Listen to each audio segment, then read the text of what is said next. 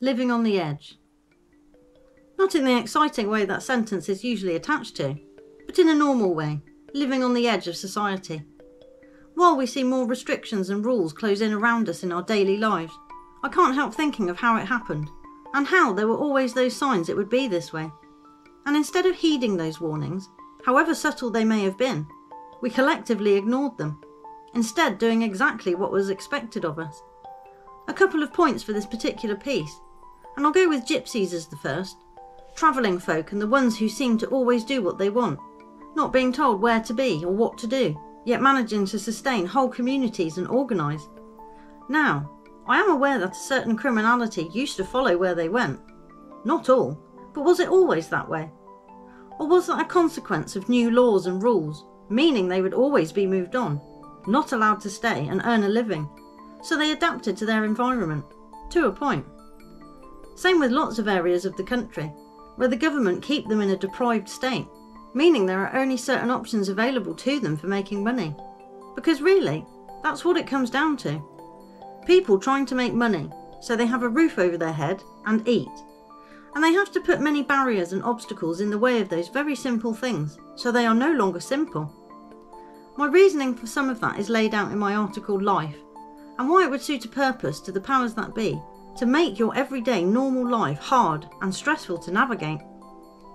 But back to the travelling community, who may indeed have only become such travellers because they were always being moved on, before they got a chance to settle, or put down more roots. But I became quite intrigued by them as a community when I learnt they were outside the system, mostly. Same may not be true of today, I'm not sure, but I couldn't believe it. No birth certificate often, didn't live in houses or on estates, didn't claim benefits because they weren't registered, but had to make their own way, so would do cash jobs or find other avenues of revenue, wherever they could, I guess. Now, that sounds very much like the type of thing we all used to live like. Maybe not constantly moving or travelling, but just getting by. Not having to be registered, regulated and ruled. Because it all starts with that first certificate, doesn't it?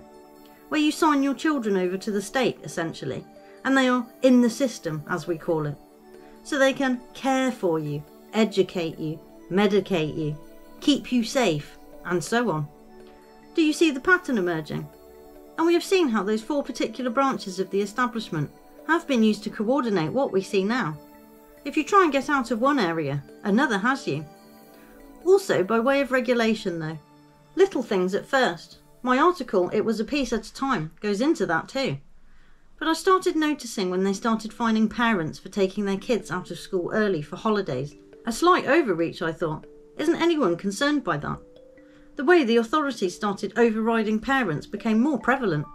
And shocking incidents in the 80s of children being taken away from their parents in the middle of the night by care services didn't make me feel any more safe as a kid, I have to say. I started to see that the authorities had too much power over the individual and family unit, and it would only get worse. Courts get to decide things, schools tell you what you can and can't do with your children. They take money from you and interfere when really, if people didn't have that interference and control over them, maybe they would be able to get on, or sort things out themselves, or be able to grow into a proper adult who is responsible for themselves and their own family. Because they are taking that away slowly but surely, and perhaps that is why so many seem lost, or unsure, or unable to sort themselves out. Because there are so many hoops to jump through already, just to qualify for society, that some just can't be bothered. And I totally understand it now, trapped in the system and by the system. My second point is about chips again, covered recently in Chipping Away. It starts with pet chips though, and on the face of it did seem like a good idea. Your dog can always be identified in case it gets lost or stolen. Apparently, it meant everyone would have to legally register their dog, and you would be a good citizen dog owner for complying.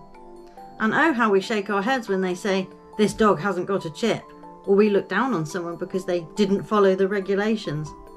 Because let's be honest, it didn't change much, did it?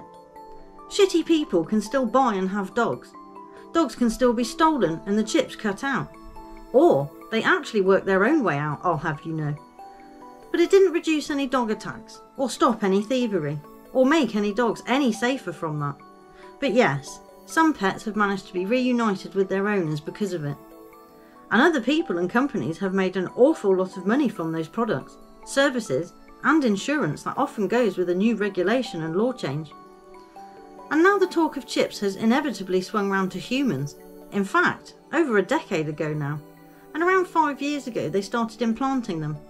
Over 4,000 people in Sweden initially, and maybe more or less by now, because if it was a total bust, would they tell us?